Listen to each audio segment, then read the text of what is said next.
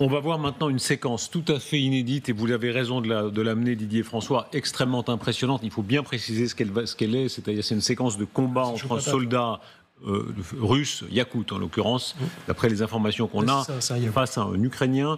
Et on arrive vraiment à ces quelques scènes de corps à corps, ou vraiment au couteau. Alors évidemment, on a expurgé tout ce qui est le plus violent, mais ça permet, c'est intéressant de voir ce type de séquence pour voir jusqu'où va l'âpreté de cette guerre et ces combats, effectivement singuliers, au corps à corps dans les ruines. Regardez.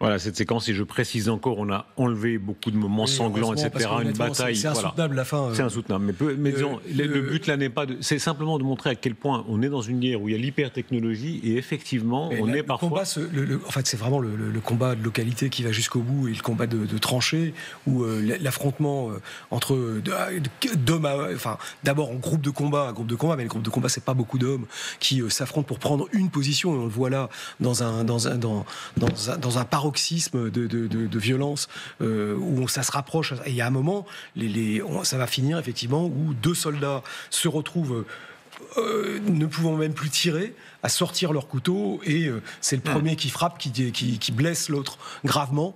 Le soldat ukrainien n'est plus en état de combattre, et il demande aux soldats russes de le laisser mourir tranquillement. C'est de ne pas le sauver, c'est quelque chose. Là, on a une image qui est très très frappante quand même, c'est le combat de localité qui est le plus dur de tous les combats qu'une armée peut mener.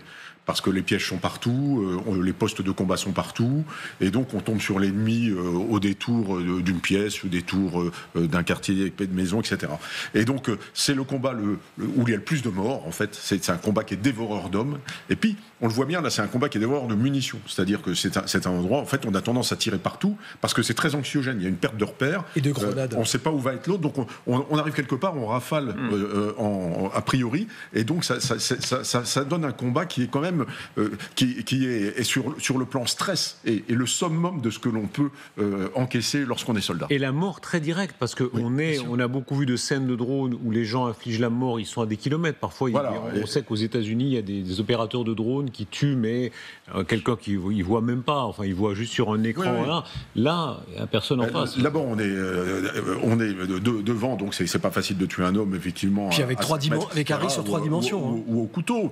Mais effectivement, c'est le combat ultime, celui-là. C'est où on voit la mort en face, où on est obligé de se défendre presque animalement pour défendre sa vie. Il n'y a même plus de concept tactique, stratégique, de prise, rien du tout. On essaye, là, à ce moment-là, simplement de défendre sa vie pour pouvoir...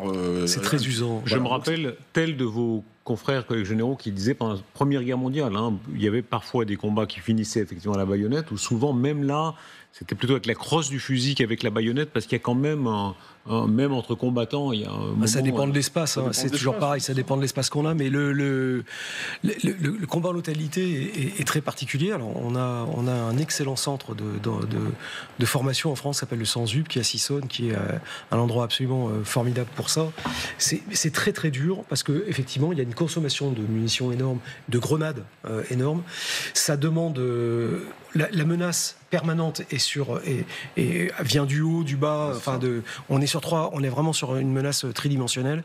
Il y a une usure parce que le stress est permanent. Donc il faut relever rapidement les gens. Il faut avoir donc des lignes de préparer. Enfin, c'est assez compliqué. C'est un peu la quintessence du combat. Et ce qui explique d'ailleurs la difficulté qu'ont aujourd'hui les Ukrainiens à recruter des combattants d'infanterie.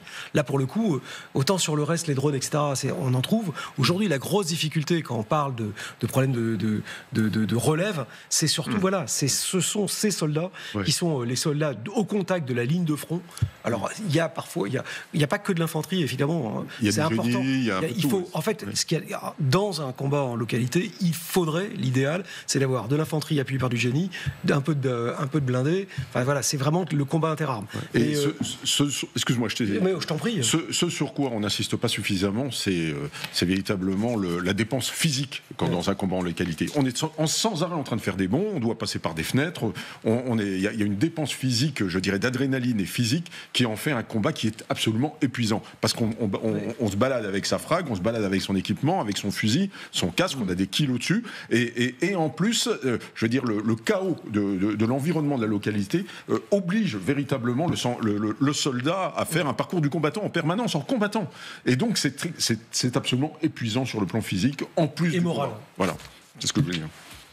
Oui, moi je suis, comme je pense tous les spectateurs, vraiment sidéré par la violence de ces images.